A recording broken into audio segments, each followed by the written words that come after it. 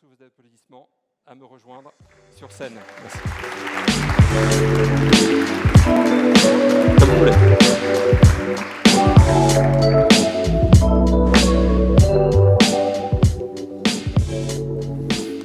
Juliette Funès, bonsoir. Bonsoir. Bonsoir à tous. Alors, comme il est d'usage, je vais me permettre avant toute autre chose de rappeler votre parcours en quelques mots, en comptant forcément sur votre indulgence, parce que compte tenu de sa richesse, je pense que j'ai oublié pas mal de choses. Vous êtes docteur en philosophie, également diplômé d'un DESS-RH. Vous avez travaillé pendant 10 ans, notamment en tant que salarié dans justement le domaine des ressources humaines, et vous intervenez depuis plus de 10 ans en tant que conseil et conférencière auprès des entreprises, en capitalisant sur votre grande maîtrise de la philosophie appliquée au quotidien, avec des thèmes comme le travail, le management, le leadership, le changement, qui font partie de vos domaines d'expertise. Vous avez créé et présenté le programme quotidien Le Bonheur selon Julia, plus de 40 épisodes, je crois, qui ont été diffusés sur France 5 depuis 2012. Et puis vous décryptiez également la vie de tous les jours sur le prisme de la philosophie. Vous avez animé une chronique philo sur BFM Business durant plus de 2 ans dans le cadre de l'émission Club Média RH. Et puis vous faites de nombreuses interventions. Je pense qu'on vous voit assez régulièrement dans de nombreux médias, TV, radio, etc., avec des tribunes régulières également dans de nombreux journaux, Le Figaro, Figaro Vox ou Les Échos. Vous êtes l'auteur de nombreux ouvrages, Coup de philo sur les idées reçues chez Michel Lafon en 2012, Socrate au pays des procès chez Flammarion en 2017, la comédie Inhumaine coécrit avec Nicolas Bouzou aux éditions de l'Observatoire en 2018, Développement personnel, le succès d'une imposture, également aux éditions de l'Observatoire en 2019, et Ce qui changerait tout sans rien changer, votre dernier essai numérique aux éditions de l'Observatoire en 2020. C'est bon. Tout est bon. Tout est trop bon. long, mais tout est bon. Trop long, super.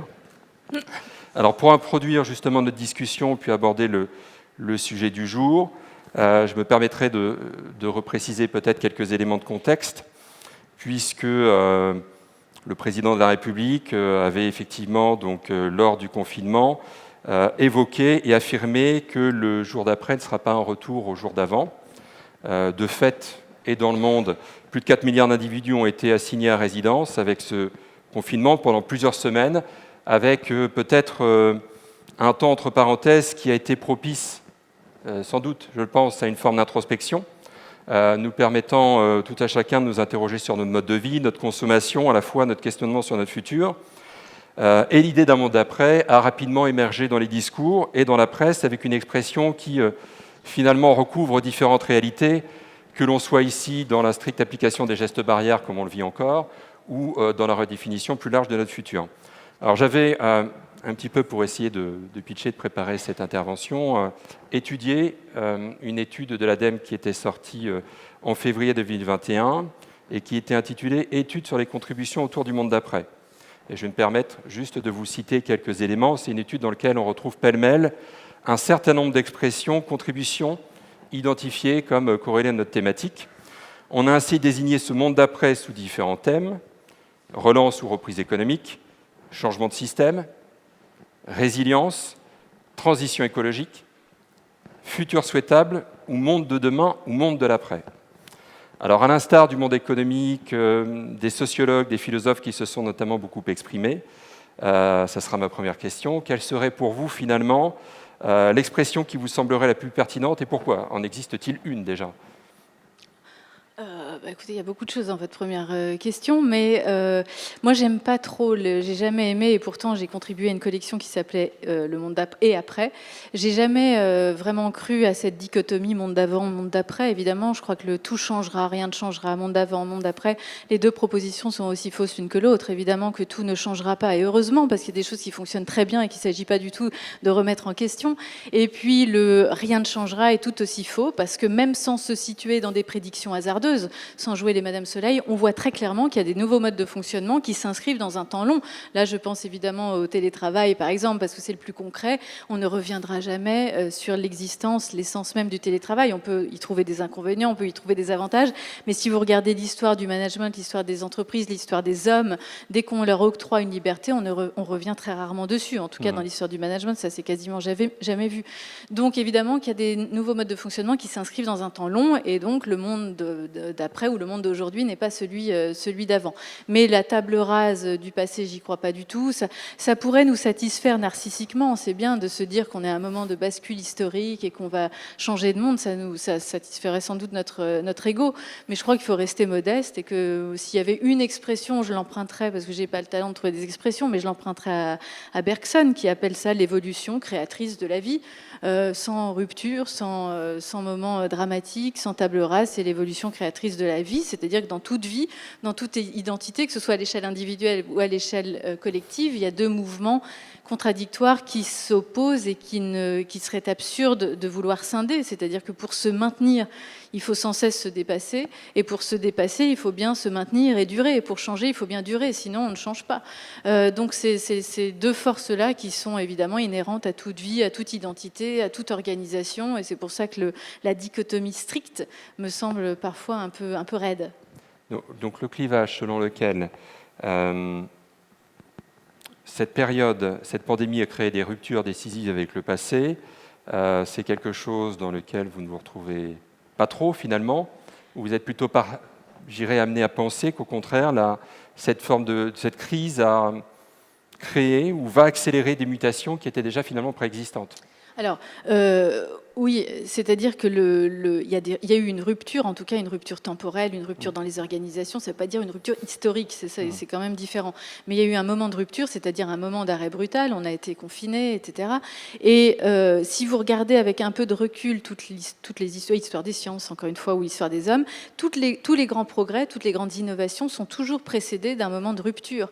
Pour que l'esprit innove, pour que l'esprit crée de nouveaux paradigmes, invente et progresse, il faut forcément que la réalité change. C'est pour ça que c'est très compliqué dans les organisations. Je suis toujours un peu sceptique quand je vois ça, des formations à l'innovation, soyez innovants, on vous demande d'innover. Oui, mais enfin, si la réalité ne change pas, c'est très compliqué de devoir contraindre l'esprit à inventer des nouveaux paradigmes.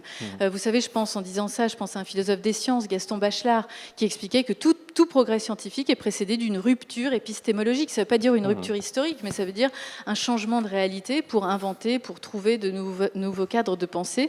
Si la réalité ne change pas, si elle ne contraint pas l'esprit à entrevoir différemment les choses, eh ben l'esprit n'innove pas forcément. Tant que tout va bien et perdure sur le même registre, je ne vois pas pourquoi se forcer et innover de façon absolue. Donc évidemment, toutes les ruptures sont propices. Quand je dis ça, ça ne veut pas du tout dire que je nie l'aspect catastrophique du point de vue économique, moral, psychologique de la période. Je ne suis pas du tout dans cet angélisme-là. Mais néanmoins, avec un tout petit peu de recul, on peut se dire aussi que les crises, les moments de rupture sont des opportunités d'innovation, et pas par angélisme et pas par optimisme béat, mais par réalisme, et qu'il faut que la réalité change. Et donc, il faut une crise, une rupture pour que l'esprit innove et invente. Donc, quand Michael Tickler déclare que des tendances puissantes qui étaient déjà en cours seront amplifiées et des clivages préexistants s'aggraver, vous êtes plutôt en phase avec ça, finalement. Mais non, je vois pas pourquoi des clivages s'aggraver. Il y a un truc Enfin, si, je suis un peu d'accord, mais non, pas franchement, en fait. Parce que des clivages, il y a quelque chose de catastrophiste. Alors, ça donne bien sûr un peu d'emphase à la phrase, mais je vois pas pourquoi les clivages sont toujours catastrophiques. Non, l'évolution créatrice de la vie avec des inconvénients, des avantages. Et la période a aussi amplifié. Je parlais des ruptures qui permettent d'innover, mais la période a aussi permis d'amplifier certains phénomènes. Le télétravail existait avant, mais il a été généralisé, massifié. Le sens du travail, on sentait déjà que ça changeait dans les organisations, mais ça a accéléré le phénomène. Le sens de l'entreprise changeait aussi depuis des années. On voit bien que les entreprises sont obligées de se renouveler, de repenser leur raison d'être. Mais là, la période a accentué ça, parce que là, je pense à... Quand vous avez dit on a eu un temps pour soi, on a réfléchi. Je ne vais pas être trop longue sur les réponses, mais j'ai quand même... envie de parler, en fait. La période change certains paradigmes et nous re-questionne sur le sens, mais qui était déjà une problématique existante. Mais c'est pour illustrer le fait que, évidemment, ça accélère ce changement de perspective. Mais très clairement, ce qui a changé aussi, et je trouve qu'il faut capitaliser sur cette nouvelle cartographie des métiers, on aurait peut-être tendance à l'oublier quand tout redevient un peu comme avant, mais c'est une nouvelle reconnaissance des fonctions. On s'est tous questionnés sur le sens de nos existences ou le sens de notre travail, le sens de notre fonction, parce que très clairement, 3 types de fonctions, 3 types de métiers sont apparus. Moi, j'ai trouvé le mot du président, et c'est pas du tout politique ce que je dis là, vraiment, quand il a dit il y a des métiers essentiels et d'autres qui ne le sont pas, je trouve qu'utiliser un adjectif, c'est toujours un petit peu maladroit ou en tout cas dangereux. Moi, je préfère les distinctions d'Épicure, vous savez qu'il utilise ça pour les plaisirs, mais on peut transposer au métier et en arrangeant un peu. Et en gros, il y a très clairement des fonctions utiles et nécessaires qui sont apparues, c'est-à-dire ceux dont le pays ne peut pas se passer un instant, ceux dont la survie de la population dépend. Tous les métiers dits de première ligne, les soignants, etc. Puis il y a des métiers aussi où qui sont apparus très clairement comme utiles, mais non nécessaires. Attendez, ne me tombez pas dessus. Quand je mets les hôteliers, les restaurateurs, ils sont nécessaires à la vie sociale, bien sûr, et à la société, mais ils ne sont pas nécessaires immédiatement à la survie de la population. Et puis il y a tous les métiers non utiles et non nécessaires, où là, beaucoup de gens se sont posés des questions. On peut mettre les philosophes dedans.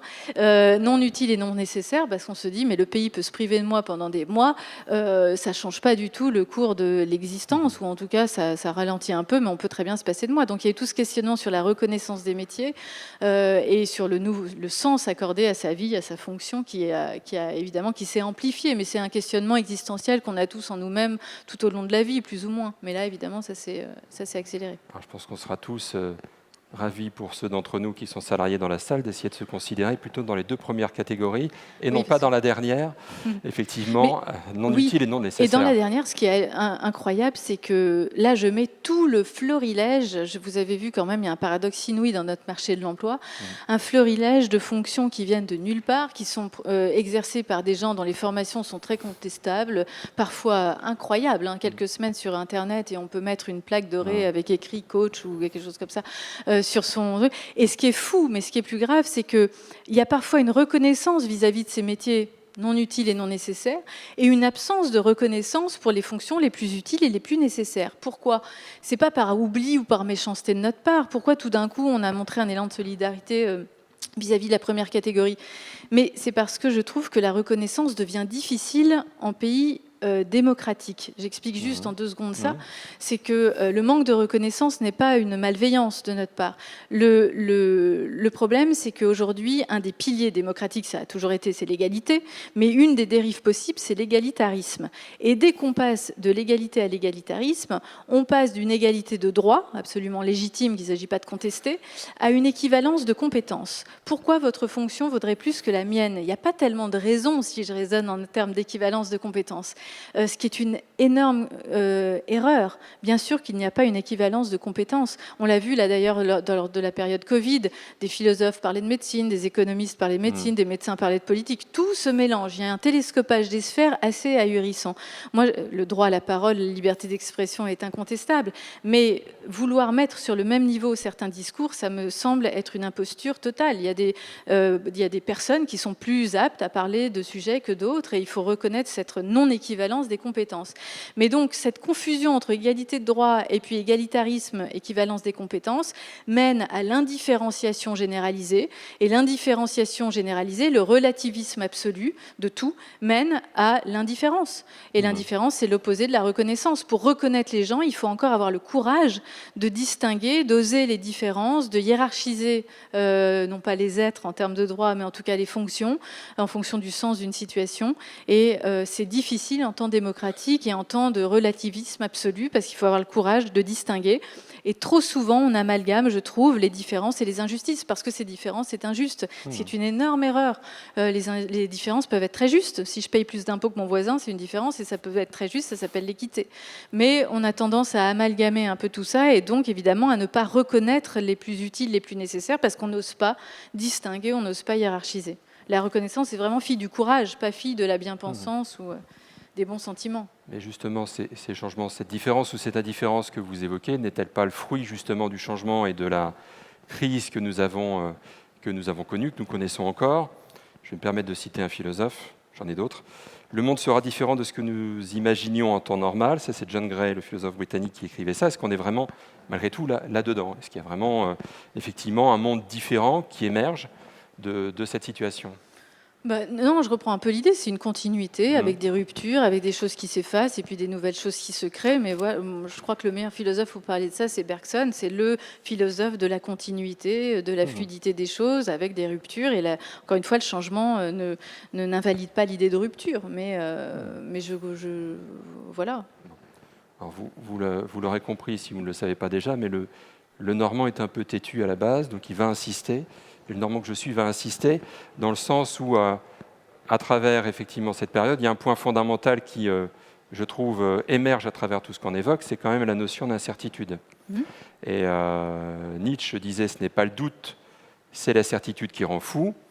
Alors, même si c'est un peu difficile à croire, parce que je pense que c'est au fond l'incertitude radicale de la situation que nous avons traversée qui nous a tous à peu près plongés dans la panique, que l'on parle des entreprises, des individus ou des marchés ces derniers mois.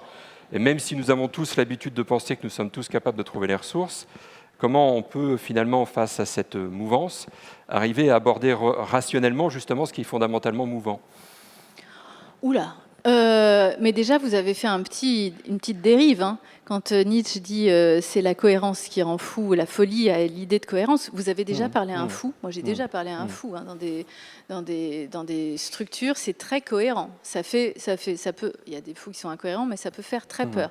La cohérence. Mais là, vous dites après, vous, l'incohérence a créé un sentiment de panique. La panique, c'est pas la folie. La folie inclut l'idée parfois de cohérence. La panique, c'est justement l'idée d'incohérence absolue. Et je trouve que sans parler de la folie au sens pathologique, au sens clinique du terme, on rentre dans une certaine folie quand on veut rendre absolument tout cohérent et ne prendre aucun risque et minimiser les risques. Enfin, minimiser les risques, c'est une chose, bien sûr, mais abolir tout risque, ça rend complètement fou.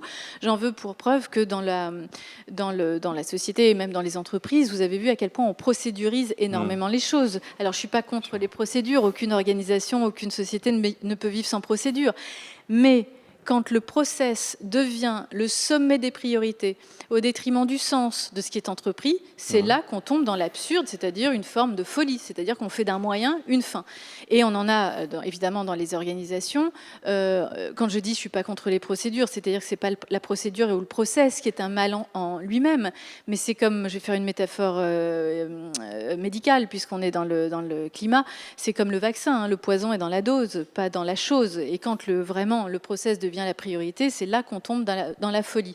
Et on le voit au niveau des organisations, on le voit dans notre vie quotidienne. Quand vous avez des humains aujourd'hui qui vous disent, je prends juste un exemple pour illustrer ça, mais on en aurait 100 000, mais c'est pour rendre concret, et puis comme ça me rend hystérique, le fait de le dire, c'est cathartique. Ça fait, vous savez, ça fait à peu près 5 ans que je vais 2 fois par mois dans la même entreprise. Donc ça fait comme avant la période Covid, ça fait quand même un certain nombre de fois. La procédure, le process consiste à donner évidemment sa carte d'identité en échange d'un badge pour monter dans les étages.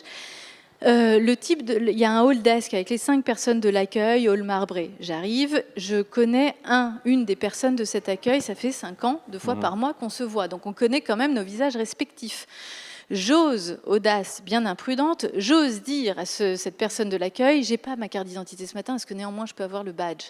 Et la sentence irrévocable tombe, il n'y a rien à faire.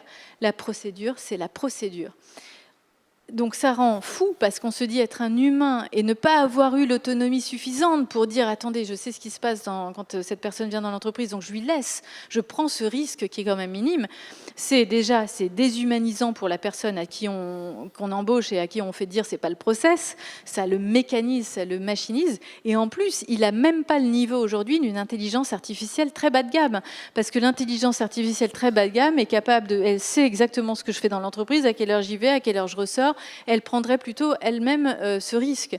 Donc vous voyez à quel point c'est déshumanisant. Donc la folie, elle vient de la cohérence, je suis d'accord, sauf qu'à clinique évidemment et pathologique, mais sinon la cohérence peut rendre fou et cette cohérence peut se traduire dans une forme de procédurisation extrême, d'idéologie précautionniste où on ne veut plus prendre aucun risque, on veut sécuriser les choses, on légifère sur quasiment tout. Ça va aussi avec cette idée de procédurisation, de normes pour abolir tous les risques. Et au contraire, l'intelligence d'action, c'est être capable de jouer dans l'incertitude. Il n'y a pas d'intelligence d'action dans du procédural, du mécanique, du machinal. Pour faire preuve d'intelligence d'action, en philosophie, on appelle ça l'intuition. L'intuition, c'est pas du pif ou du flair qui vient de nulle part, au sens galvaudé du terme, au sens courant du terme. L'intuition, au sens fort, au sens philosophique du terme, c'est très lié à l'expérience. Il y a la chance du débutant, mais l'intuition, la véritable intuition, c'est celle qui est reliée à l'expérience. L'expérience, ça ne veut pas dire l'âge. Hein. Quelqu'un qui a 25 ans a beaucoup plus d'expérience que moi en numérique, par exemple. Mais l'expérience, c'est la familiarisation avec un milieu. Et quelqu'un qui a de l'intuition, c'est quelqu'un qui est suffisamment familiarisé avec son environnement pour ressentir de l'intérieur ce qui s'y passe et être capable, en fonction du sens de la situation, de se dire parfois il y a moins de risques à en prendre un qu'à ne pas vouloir en prendre du tout. C'est ça l'intelligence humaine, l'intelligence d'action, l'intuition au sens fort. Aristote appelait ça l'œil de l'âme. C'est pas le bon cerveau rationnel, la bonne calculette en nous qui fait ça. C'est l'œil de l'âme. C'est plus nébuleux, c'est plus intime, c'est plus intérieur. Et donc il n'y a pas d'intelligence d'action, il n'y a pas de stratégie si on n'est pas dans l'incertitude, parce qu'il faut être capable de jouer avec les aléas, de jouer avec les contingences et de se dire il y a moins de risques à en prendre un. Quand je pense à ça, je pense, vous savez, pour illustrer le propos, au pilote qui a améri sur l'Hudson. Vous savez, évidemment qu'il n'est pas inscrit dans la procédure aéronautique amérissée sur l'Hudson. Simplement, le pilote a eu suffisamment d'intuition, suffisamment d'expérience, suffisamment d'intelligence d'action pour se dire qu'il y avait moins de risques à en prendre un qu'à, évidemment, ne pas vouloir en prendre. Mais on est dans une telle logique procédurale qu'il a été en procès des années pour justifier qu'il ne serait pas parvenu au même résultat en suivant la procédure. C'est là qu'on tombe dans la folie procédurale, dans l'idéologie précautionniste et qui, pour moi, tue toute intelligence humaine. Encore une fois, je veux mesurer. Heureusement qu'il y a des façons de faire totalement automatisées. Je pense. Et encore une fois, c'est pas le process en soi que je condamne. Les pilotes de chasse, heureusement que c'est totalement mécanisé, etc., pour laisser justement l'esprit disponible au moment du risque, au moment au moment critique. Mais donc, encore une fois, c'est vraiment quand il y a un surdosage de procédures. Donc, on pourrait, à vous écouter, opposer un petit peu intuition et process. Alors, c'est vrai que ces process, ils sont peut-être aussi le fait que nos sociétés, nos organisations, nos entreprises ont été bâties avec des outils et des certitudes dans un monde qui était raisonnablement défini. Est-ce que du coup, on a plutôt intérêt à remplacer ces process-là par une forme d'intuition, pour autant en intégrant la notion de planification? Et c'est Eisenhower qui disait les plans ne servent à rien, mais la planification est indispensable. C'est peut-être ça la différence finalement. À chaque fois, vous avez un auteur, vous êtes fort, vous me citez, vous avez un jeu de cartes de citation. Écoutez, non, il ne s'agit pas du tout d'envoyer balader les procédures et de dire alors allons-y à l'intuitif. Enfin, ce serait ridicule. Il ne s'agit pas, pour moi, là, de dire il faut s'affranchir des process. C'est pas ça. Mais c'est vraiment garder le discernement, l'esprit critique suffisant pour se dire quand même, quand le process ne fait pas sens, ayant le courage de ne pas l'appliquer. C'est très difficile. Je sens que vous hochez de la tête.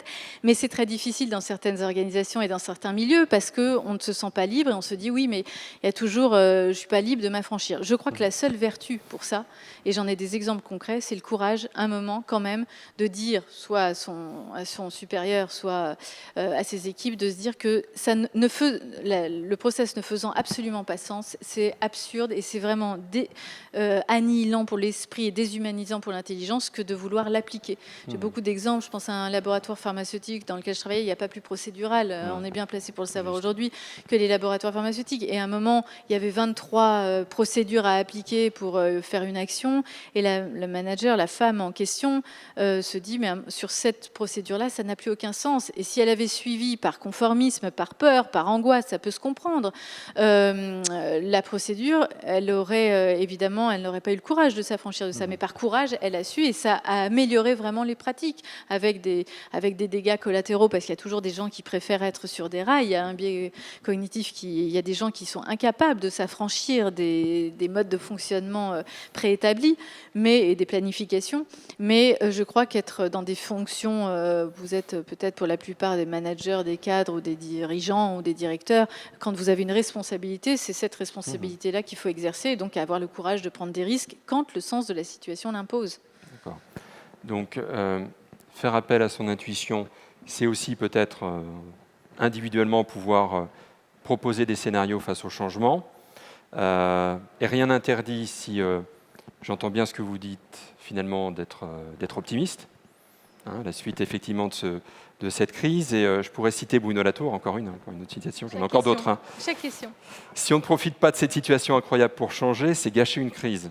Est-ce qu'on peut, du coup, voir effectivement ce qui vient de se passer et la crise que l'on traverse comme une forme d'opportunité, un moment dont il faut se saisir? Oui, bah ça, j'ai un petit peu dit tout à l'heure, mais ce qui me semble plus intéressant, désolé, je rebondis pas sur chaque citation, parce que sinon ça fait commentaire de texte, j'ai l'impression d'être en philo en terminale, ce qui me semble important. Alors tiens, puisque vous aimez les citations, moi j'en ai une que je préfère. Okay. On va faire un match. Je préfère la citation d'Alain, vous savez, le philosophe Alain, qui dit « Ne décidant jamais, nous dirigeons toujours ». Parce que j'aime pas l'histoire de l'optimisme. Moi, ce sont des valeurs que je trouve très passives. Être pessimiste, optimiste, il y a des consultants géniaux qui vous font des conférences d'optimisme. Je trouve ça toujours un peu niais, franchement. L'optimisme, au fur et à mesure de la table ronde, je vais forcément m'énerver un petit peu, ça fait partie. Parce que c'est des termes qui sont... on est dans une psychologie positive ambiante depuis quelques années. Ça vient des États-Unis. On a toujours 10-15 ans de retard. Et donc, il faut tout positiver. Il faut être positif. Dès qu'on dit une idée un peu rude, un peu âpre, ben, tout d'un coup, c'est considéré comme négatif. L'optimisme, ça n'a aucune valeur. C'est passif d'une certaine façon. Alain, c'est le philosophe de l'optimisme de volonté, pas de l'optimisme béat. Et il nous dit, ne décidant jamais, nous dirigeons toujours. On ne décide pas du coup du sort. On ne sait pas ce qui va se passer demain. Est-ce qu'on aura une 5e vague? Enfin, ça, on le sait. Mais est-ce qu'il y aura un confinement? Bon, bref, on ne sait pas. On ne connaît pas le coup du sort. Donc, on ne décide pas. Mais nous dirigeons toujours, c'est-à-dire que c'est à nous de donner le sens que l'on souhaite aux événements que l'on traverse. Le sens dépend des esprits qui appréhendent les faits. Le sens n'est jamais inscrit dans les faits. Là, si tout d'un coup, je pose mon micro et je pars en courant, sans rien dire, j'aurai autant d'interprétations que de personnes dans la salle. Quelqu'un va se dire, elle est complètement dingue. D'autres vont se dire, elle a un coup de fil, elle est malade. Enfin bref, j'aurai autant d'interprétations. Ça veut bien dire que le sens n'est pas préinscrit dans les faits. Ça veut dire qu'aucune situation n'est une fatalité. Aucune situation n'est un déterminisme. C'est en ce sens-là qu'on peut être optimiste. Mais c'est un optimisme responsabilisant, parce que c'est à nous de donner le sens que l'on veut aux événements qu'on appréhende. Si on veut faire de cette période une catastrophe irrémédiable, on en fera une catastrophe irrémédiable. Si néanmoins on veut y trouver des bienfaits inespérés, on en trouvera des bienfaits inespérés. C'est une question de volonté, de détermination, d'effort, de travail, de lucidité sur le temps présent, mais c'est pas de l'optimisme béat. Donc on peut évoquer... je vais en citer une autre, on peut évoquer Al Gore qui disait à chacun à sa façon, à la façon dont il met son existence, peut-être une partie de la solution. Donc c'est un peu ça, cette forme d'optimiste que vous évoquez, un optimisme de volonté. On peut donc de fait considérer que ces ruptures, la rupture que l'on vit actuellement, a une vertu. Elle peut nous contraindre effectivement à innover. Pour autant, sachant que les espaces confinés et les périodes de confinement que nous avons traversées nous ont imposé un autre rapport au temps, ne devrions-nous pas faire nôtre la devise des Médicis, festina lente, à toi lentement, et avoir effectivement privilégié un rapport au temps long. Et c'est d'ailleurs ce que vous écrivez dans l'un de vos ouvrages, où quand vous dites être libre, ce n'est pas faire ce que l'on veut, quand on veut et où l'on veut, c'est aussi s'imposer un temps long pour maîtriser ses actions. Alors devrons-nous finalement, ou devrions-nous ainsi, si je puis dire, faire presque l'éloge de la lenteur? Alors non, la lenteur, je trouve pas ça... c'est nul d'être lent. Si on peut faire les choses plus rapidement, je vois pas pourquoi les faire lentement. Ça fait partie aussi, ça. C'est toujours, faut faire l'éloge de tous les trucs. Non, la lenteur, c'est nul d'être lent si on peut le faire plus vite. Donc je suis pas pour l'éloge de la lenteur. En revanche, je suis pour la valorisation d'un temps long, parce que rien ne se fait de véritable, de dense, sans l'inscription dans un temps long. Mais le temps long, c'est pas la lenteur. On peut être rapide dans un temps long. Tout effort, toute discipline, toute rigueur suppose un temps long, tout travail suppose un temps long.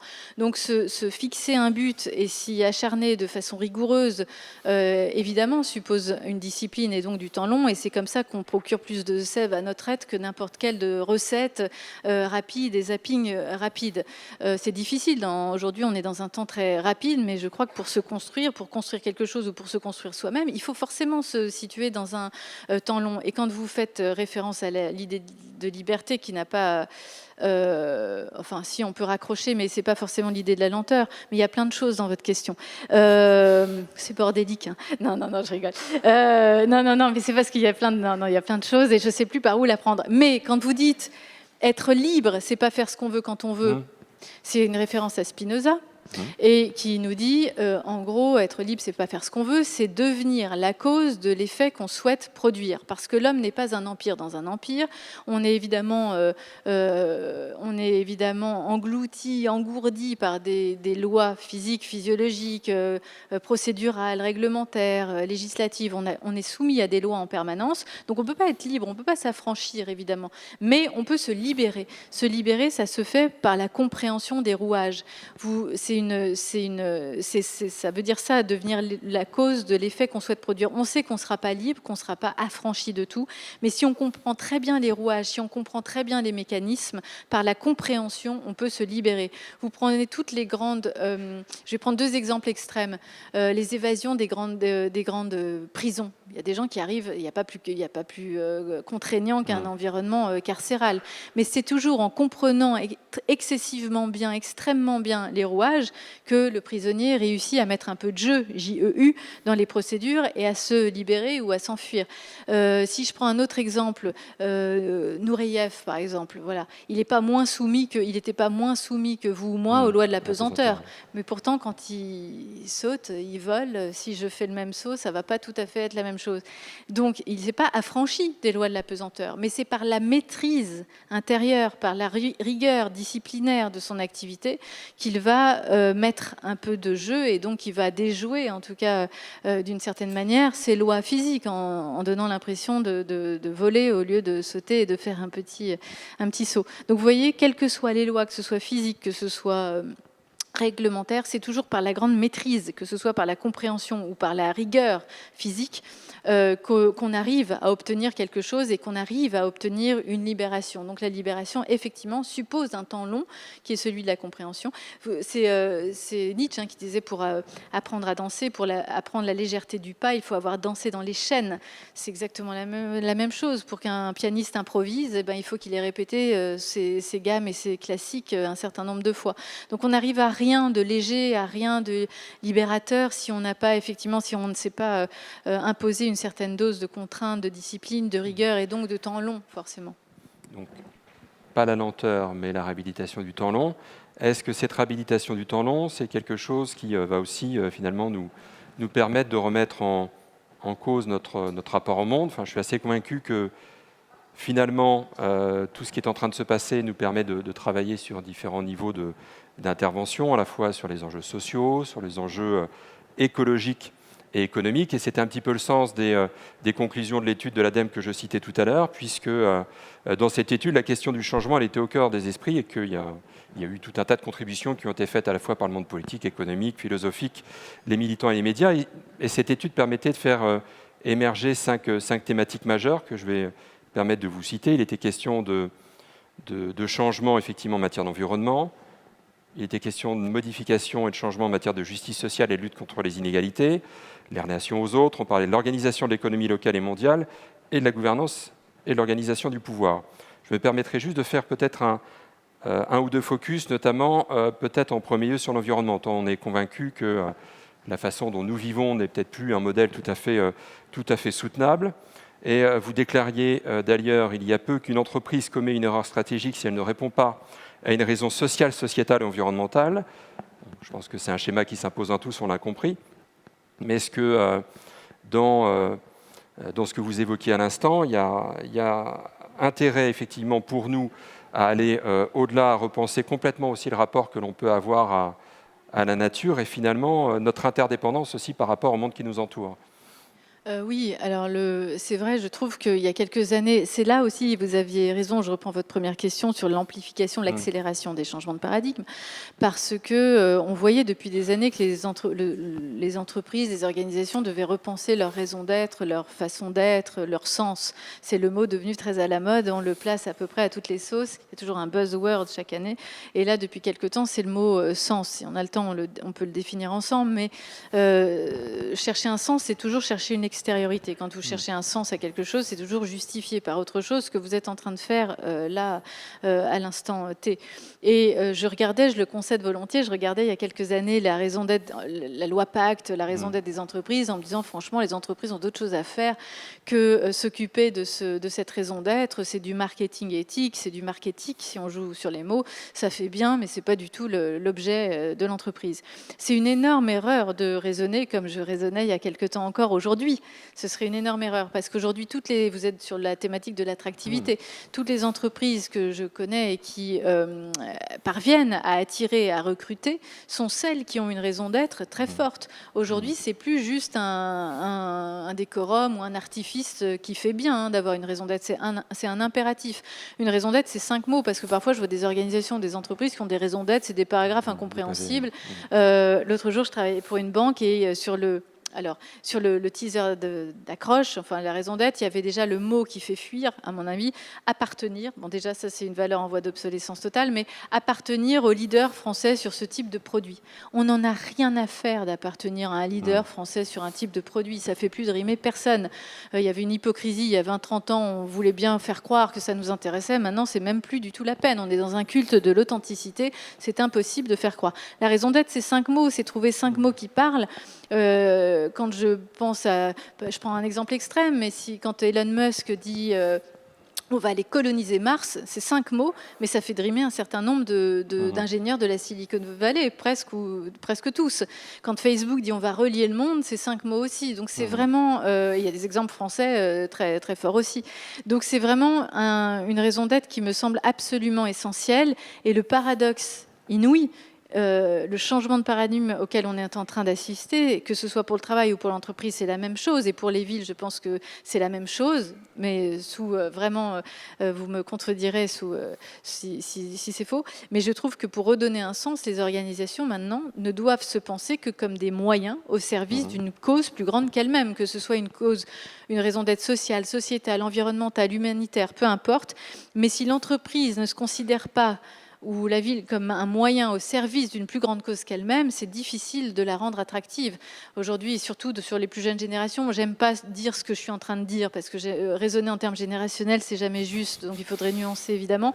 Mais si on pense aux plus jeunes, aujourd'hui, les gens vont bosser dans cette boîte-là plutôt que dans telle autre, parce que celle-ci a une raison d'être beaucoup plus forte et qu'on a le sentiment de son utilité, on a le sentiment de l'impact qu'on a sur le monde ou sur l'environnement. C'est absolument essentiel aujourd'hui de voir concrètement ce à quoi on contribue, ce qui était beaucoup moins le cas il y a quelques années encore.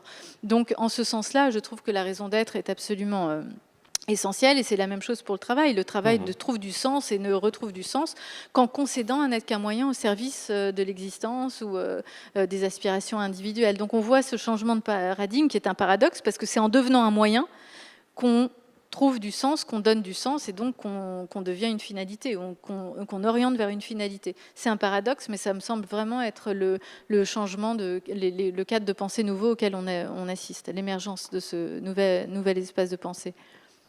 La raison d'être que vous évoquez fait finalement la part belle à un dépassement de l'objet social de l'entreprise, puisque c'est essayer de définir quelle contribution positive l'entreprise ou l'organisation peut apporter à travers ses activités. Alors, j'ai la joie de vous dire qu'au sein de l'Agence Seine-Maritime Attractivité que nous représentons, nous réfléchissons à notre raison d'être, puisque sous couvert de mon directeur ici présent, effectivement, c'est quelque chose que l'on va intégrer, mais est-ce que c'est aussi, voilà, vous l'évoquiez pour le recrutement et pour les compétences et les talents, est-ce que c'est un moyen dans une organisation de redonner du sens au collectif, justement ? Oui, alors oui. Je trouve que l'année Covid a été très éclairante sur cette notion de collectif. Tout à l'heure, je disais, il y a toujours des mots qui font bien. Et effectivement, le collectif, depuis quelques années aussi, c'est devenu un totem dans les organisations, dans la société, dans les entreprises, partout. Parce que c'est collectif, c'est bien. Il faut tout faire collectivement. On invente même des concepts inouïs comme intelligence collective. On adosse 2 mots qui font bien, mais ce n'est pas un concept. Intelligence collective, et donc ça fait bien. Mais je suis désolée, le collectif n'est pas un bien en soi. L'histoire est truffée de moments collectifs qui sont des catastrophes humaines. Donc ce n'est pas parce qu'on est très nombreux qu'on fait forcément des choses géniales. Donc le collectif n'est pas un totem, ce n'est pas un bien en soi. Bien sûr que le collectif est plus puissant que l'individuel, bien sûr, mais à certaines conditions. Et je trouve qu'on oublie parfois. En tout cas, la troisième, elle est rarement connue, les philosophes l'ont beaucoup théorisée, je vais la donner, mais elle a été concrètement montrée à travers l'année Covid et l'année de confinement. La première condition pour qu'un collectif, j'entends collectif au sens fort, pas la réunion d'individus, vraiment une solidarité forte. La première condition pour qu'un collectif fort émerge, c'est qu'il soit sous-tendu par un travail individuel très rigoureux. Parce que quand vous l'avez subi comme moi, les réunions qui ne riment strictement à rien, en général, c'est parce qu'on se réunit, ça fait bien, on a le sentiment un peu illusoire de travailler, mais on n'a pas forcément bossé le dossier individuellement, et on transforme ce manque de travail qui peut être légitime individuel en grand mérite collectif. Il y a une inversion de valeur très commode, on a l'impression de travailler, mais en fait, on n'a rien fait. Résultat, le collectif, c'est de la guimauve, et on perd un temps fou, et on se sent totalement dévitalisé à la suite d'une réunion à laquelle on n'a pas forcément une raison d'être ou un ordre du jour très précis et qu'on n'a pas le sentiment de contribuer vraiment au travail collectif. Donc le collectif, oui, mais à condition qu'il soit sous-tendu par un travail individuel très fort. Il n'y a pas longtemps, à Rouen, j'étais à côté de Fabien Pelouse, vous savez, et formidable d'écouter un sportif, un capitaine, expliquer la stratégie collective de son équipe. Et ça me fait penser aussi à une autre. Et souvent, on dit, on écoute le sportif expliquer sa stratégie collective, on essaye de transposer dans notre réalité managériale quotidienne les apports du sport. Mais vous imaginez un manager parler comme parle le capitaine sur le coin du terrain à ses joueurs, il est viré dans la seconde. Et si chaque individualité d'une réunion était à son poste comme les individualités d'une équipe très performante, les réunions pulseraient parfois un peu plus. Donc le collectif, oui, mais à condition qu'il soit sous-tendu par un travail individuel très rigoureux, sinon c'est vraiment mollasson. Deuxièmement, et ça, beaucoup de formations en team building insiste là-dessus, ça fait bien, mais pour moi c'est une condition nécessaire mais pas du tout suffisante. On insiste toujours sur les objectifs communs, il faut une stratégie claire, des objectifs, un but clairement défini pour fédérer des gens et les orienter dans une même direction. C'est vrai, sauf que c'est nécessaire mais c'est absolument pas suffisant. Vous avez vu que vous pouvez avoir des objectifs très clairs et certains membres de l'équipe peuvent se sentir très vite désengagés, démotivés, ça n'a jamais suffi à créer une solidarité très forte. La troisième condition qui pour moi est vraiment le ciment du collectif, c'est la suivante, et c'est celle dont je disais que l'année a été éclairante là-dessus. C'est que vous prenez tous les grands collectifs, toutes les grandes forces collectives, il n'y a jamais une force collective sans la conscientisation d'un risque. Si l'individu ne se sent pas touché dans sa sécurité physique ou dans son intégrité psychologique, c'est très compliqué de lui demander de ressentir la nécessité d'une action commune. C'est même impossible. Je vais vous prendre plein d'exemples de collectifs. Vous pouvez essayer de chercher des contre-exemples, mais ce sera difficile à trouver. Quand est-ce que les ouvriers se montrent le plus solidaires ? En général, c'est quand l'usine menace de fermer et qu'on a conscience de l'urgence de la situation, que les ouvriers ont conscience de l'urgence de la situation. Quand est-ce que les sportifs, le sport c'est formidable comme philosophie, il n'y a pas mieux finalement, quand est-ce que les sportifs font preuve d'un esprit d'équipe très fort, d'une force collective, d'une solidarité très forte, c'est en général quand ils ont conscience de pouvoir perdre un titre ou un match très important. Donc c'est la conscientisation de ce risque, quand ils ont, comme ils disent, de la pression, de l'enjeu, c'est là qu'évidemment la force collective devient très impactante. Je travaille avec les sapeurs-pompiers de Paris, vous savez, donc des militaires, des frères d'armes, des frères de feu, il n'y a pas plus solidaire que ces militaires-là. Pourquoi ils ont une force collective très forte ? C'est parce qu'à chaque action ou presque, il y a l'éventualité de la mort ou d'un danger extrême. Donc évidemment, ça soude les équipes. Vous parliez d'environnement tout à l'heure, je vais prendre un exemple qui va à l'inverse, mais pour corroborer le raisonnement, c'est-à-dire que l'écologie aujourd'hui, si elle n'est pas suffisamment conscientisée, si beaucoup de gens n'ont pas suffisamment, je me mets peut-être dedans, les gens n'ont pas forcément suffisamment conscience d'un risque, et donc ça explique le délitement et le manque de collectif ou de soucis collectifs solidaires sur cette cause-là. Dès qu'il y aura la conscience d'un risque, mais vraiment prégnant, la solidarité se fera d'autant mieux et plus vite sentir. Donc vous voyez qu'à chaque fois, le collectif suppose la conscientisation d'un risque. Pourquoi je dis que l'année a été éclairante là-dessus ? Parce que souvenez-vous, on a tous plus ou moins applaudi sur nos balcons lors du premier confinement, le personnel soignant, les métiers dits de première ligne, etc. Il y avait quelque chose de sympathique dans ce geste, mais il y avait quelque chose de gênant quand même, parce que, et j'en ai parlé avec beaucoup de soignants, je suis à la PHP, j'en parlais avec la PHP hier, il y a quelque chose de gênant même pour le personnel soignant, vraiment aux premières lignes. Pourquoi ? Parce que tout d'un coup, on a montré un élan de solidarité, on a applaudi, on s'est senti soudés collectivement. Mais ça fait quand même des mois, des années, depuis les années au moins 90, moi je me souviens que de ça, mais peut-être c'était même encore avant, on sait depuis ces années-là qu'ils ont besoin d'une reconnaissance, d'une rémunération beaucoup plus forte et de signes de reconnaissance beaucoup plus forts et beaucoup plus pérennes. Et tout d'un coup, on montre un élan de solidarité. C'est évidemment parce qu'on s'est senti touché dans notre sécurité physique ou dans celle de notre entourage proche qu'on a ressenti la nécessité de participer autant que faire se peut au désengorgement des services de réanimation, etc. Mais c'est parce qu'on s'est senti tout d'un coup très vulnérable par rapport à cette situation-là. Sinon, c'est très compliqué de demander à l'individu de ressentir la nécessité d'une action commune. Ça ne veut pas dire que l'homme est égoïste et n'est que collectif que quand c'est critique et péjoratif. Avoir conscience d'un risque, ce n'est pas une expression péjorative. Si on croit que c'est négatif, c'est qu'on entrevoit le risque comme quelque chose de négatif, comme une menace, et très rarement comme une opportunité. Mais si on se dit que le risque est chargé positivement, que ça peut être une opportunité aussi, miser sur la conscientisation d'un risque, c'est, me semble-t-il, la condition véritable d'un collectif fort. Alors je me permets de citer Coluche, une petite blague, qui évoquait, en parlant du monde du football, disait il y a une équipe et il y a un esprit, en parlant de l'esprit d'équipe, mais je vous taquine. Non, vous évoquez la notion de risque. C'est celle que je préfère d'ailleurs dans les citations. On peut citer Schumpeter, qui disait l'entrepreneur est celui qui prend un risque, et donc le profit, c'est la contrepartie du risque. Donc on est bien dans cette logique-là, dans une logique plutôt positive, effectivement, voir la crise comme une opportunité de changement, un point de bascule plutôt intéressant, ou la continuité d'actions qui étaient déjà engagées, et dans la possibilité de changer les choses plutôt positivement. C'est plutôt ce que votre philosophie, ce que vous en pensez. Oui. Et sur le risque, alors juste un mot, parce qu'en France, on a peur de prendre des risques. Enfin, on n'est pas très enclin à valoriser le risque. Je le disais, on l'entrevoit très souvent un peu négativement. Vous savez, dès que je dis ça, il y a toujours quelqu'un pour me dire oui, en anglais, on dit take a chance pour prendre un risque. Et c'est vrai, c'est symptomatique, c'est très vrai. Et ça s'explique, c'est pas une frilosité simplement de notre part. Je vais donner deux explications. Je suis loin d'être exhaustive, mais c'est vraiment pour donner deux éclairages. La première, moi j'aime beaucoup citer Tocqueville qui compare les États-Unis, l'Amérique et la France dans son livre qui s'appelle De la démocratie en Amérique. Et il me dit pourquoi aux États-Unis, ils ont moins cette peur du risque et cette peur de l'échec. Pourquoi en France, on est terrorisé par le risque?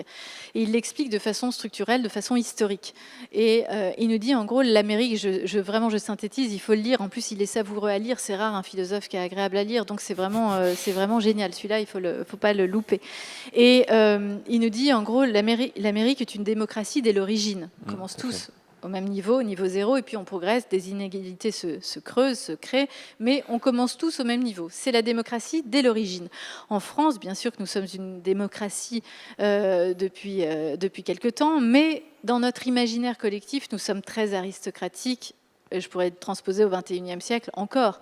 Vous avez vu comment on choisit les études pour nos enfants. Il y a des filières valorisées, il y a des filières qui sont complètement déconsidérées, les gilets jaunes, etc. On voit qu'il y a un esprit très aristocratique dans notre pays encore.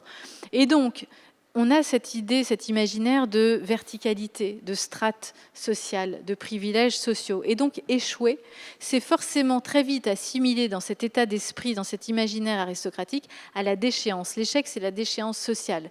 Et c'est très compliqué après de remonter, évidemment, ces échelons-là. Donc la peur de l'échec explique la peur du risque et explique parfois cette tétanie, cette peur panique de vouloir en prendre. Et j'en veux pour preuve autre manifestation de cette peur du risque-là, c'est qu'on a inscrit, vous le savez tous très bien, mieux que moi, qu'on a inscrit dans notre Constitution le principe de précaution. Et c'est un principe qui est fondé sur la peur. C'est un philosophe qui a inventé ce concept, un philosophe qui s'appelle Hans Jonas, Jonas, et qui a écrit un livre en 1979 qui s'appelle Le principe responsabilité. Et dans son livre, le raisonnement est très simple, c'est un syllogisme. Il nous dit 1. L'humanité est une espèce fantastique capable de créer des technologies, des techniques inouïes, mais 2. Ces techniques sont susceptibles de nous anéantir, armes chimiques, nucléaires, etc. Donc 3. Il faut des normes éthiques qui viennent borner nos pratiques. Et ces normes éthiques ne doivent s'appliquer que dans 3 cas, en cas de risque humanitaire, environnemental ou sanitaire. Donc c'est un principe. Et pourquoi je dis que c'est un principe fondé sur la peur? Parce que c'est dans un chapitre qui s'appelle l'heuristique de la peur, c'est-à-dire que la peur devient heuristique, c'est-à-dire que la peur devient un principe de connaissance. En cas de peur, en cas de doute, en cas de risque, imagine le pire. C'est ça le fondement du principe de précaution. C'est pas contestable dans son fondement. Heureusement qu'on a cette logique-là quand il s'agit d'un risque humanitaire, environnemental ou sanitaire. Mais trop souvent, on passe de cette règle d'action prudente et sage vers une idéologie précautionniste, où là c'est un degré au-dessus, et c'est là qu'il s'agit d'abolir tous les risques, de minimiser absolument tout, et le résultat c'est que c'est l'inverse de la règle d'action prudente du principe de précaution, c'est qu'on rentre dans une paralysie de l'action, que ça tétanise tout le monde et qu'on n'agit plus, qu'on applique pour appliquer, et qu'on n'agit plus, qu'on n'est plus acteur, actif dans sa vie, c'est-à-dire qu'on n'est plus capable de prendre un risque, parce que quand est-ce que nous sommes actifs, acteurs dans nos existences? Quand on fait une action, au sens fort du terme, être l'auteur de sa vie, c'est qu'on prend forcément un risque, sinon on applique, on est un bon petit soldat, on est une machine bien huilée, mais on n'est pas du tout un sujet, une personne autonome. Donc ça suppose la prise de risque. Mais donc vous voyez, déjà l'héritage historique explique une peur du risque parce qu'on est vraiment dans une vision sociale, sociologique très hiérarchisée qui assimile l'échec à la déchéance. Et puis en plus, cette peur qui tétanise et qui empêche de prendre des risques parce qu'on est dans cette logique très précautionniste et plus simplement prudente. Alors, ce que vous exprimez à travers ce principe de précaution, c'est un peu le process exacerbé finalement. C'est un peu ça. Oui. C'est un peu de ça. Et est-ce que justement la crise que nous traversons, est-ce que c'est pas quelque chose qui du coup nous empêche finalement, et vous avez parlé de courage tout à l'heure, d'appréhender ce qui se passe dès maintenant avec courage et finalement et lucidité? Oui, Oui, sur le monde d'après, déjà, moi, je n'ai aucune prévision, j'en sais strictement rien du monde d'après, mais si déjà une exigence renouvelée de lucidité s'impose et le courage de prendre les décisions qui s'imposent au moment présent dessineront l'avenir, mais c'est pas du tout, encore une fois, se situer, imaginer toujours les questions, c'est imaginer demain, alors qu'est-ce sera le monde d'après? Mais déjà, le présent, c'est compliqué à penser. Donc, si on est juste lucide et qu'on a le courage de dire et de ne pas se conformer au mode de pensée, au mode comportemental, au mode langagière, utiliser les mêmes mots, ça fait louper la réalité qui se passe, la réalité présente, et évidemment, ça ne fait qu'enclencher un avenir biaisé, parce qu'on n'a même pas la capacité à voir le présent. Il faut avoir du courage pour voir ce qu'on voit, si je reprends une expression de Peggy. Voir ce qu'on voit, ça ne va pas de soi. Donc il faut beaucoup de courage, beaucoup de lucidité et le courage de s'affranchir des manières de faire comportementales qui sont plus stéréotypées les unes que les autres la plupart du temps. Donc l'intuition, c'est ce que vous évoquiez tout à l'heure. Alors je pense qu'on pourrait échanger pendant des heures, ou tout du moins vous pourriez parler pendant des heures, et je pense que l'assistance vous écouterait bien volontiers. Mais on arrive bientôt au terme de cet échange. Et du coup, là je vais vous citer, puisque dans votre dernier essai, vous n'allez pas me dire le contraire, dans votre dernier essai, ce qui changerait tout sans rien changer, vous écriviez, je cite, « Profitons de la rupture du temps d'arrêt que nous impose la catastrophe pour non pas sombrer dans l'immobilisme, mais ouvrir des perspectives en donnant une nouvelle signification à ce que l'on vit. » Alors si on considère que la meilleure façon de faire changer de trajectoire un individu ou une entreprise ou même une organisation, c'est de définir presque un nouveau narratif du progrès, comment peut-on, et ce sera finalement sans doute ma dernière question, peut-on justement donner un nouveau sens à ce que l'on vit? Mais comment peut-on donner un nouveau sens à ce que l'on vit? Mais on choisit de donner le sens que l'on veut aux événements que l'on traverse. C'est une question... moi, j'aime beaucoup le raisonnement. C'est une philosophie très existentialiste, d'une certaine façon. Alors, c'est à la fois optimiste parce que le sens dépend de nous. c'est ce que j'ai dit tout à l'heure. Si on veut faire d'un événement une catastrophe, ben on en fait une catastrophe. Mais si on veut y trouver des bienfaits, on y trouve des bienfaits. Mais c'est responsabilisant. C'est-à-dire que c'est à l'homme, c'est à l'individu, c'est à la personne de donner la signification aux événements qui traversent. Quand je dis qu'aucune situation n'est un déterminisme, c'est ça, redonner du sens. C'est accepter que cette idée est fausse.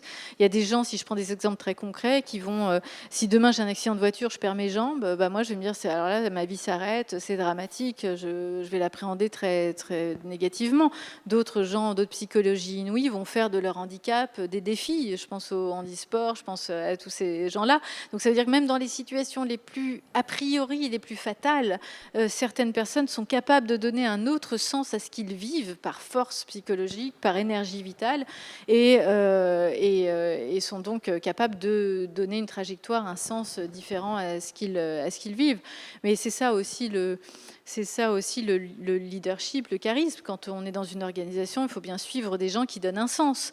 Et moi, je trouve que de nos jours, on réduit beaucoup le leadership à des façons de faire très, très relié à la technicité, mais qui n'apporte pas beaucoup de leadership et de charisme. Si vous avez suivi des formations en leadership, en général, c'est tout sauf charismatique. C'est terrible. On vous apprend à parler en public, donc vous avez 1000 recettes. Il faut parler avec les pieds ancrés, respirer avec le ventre. Plus vous êtes ancré, plus vous allez haut. Enfin, c'est comme un arbre.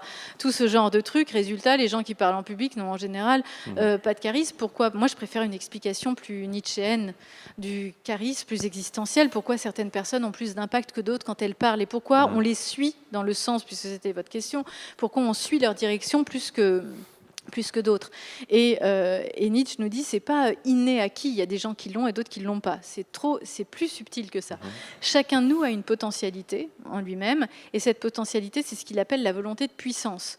Une volonté de puissance, c'est pas une volonté de pouvoir. La volonté de pouvoir, c'est vouloir écraser les autres pour mieux ressortir soi-même. En période électorale, on voit qu'il y a beaucoup de volonté de pouvoir. On en diminue certains et on a l'impression de se rehausser soi-même.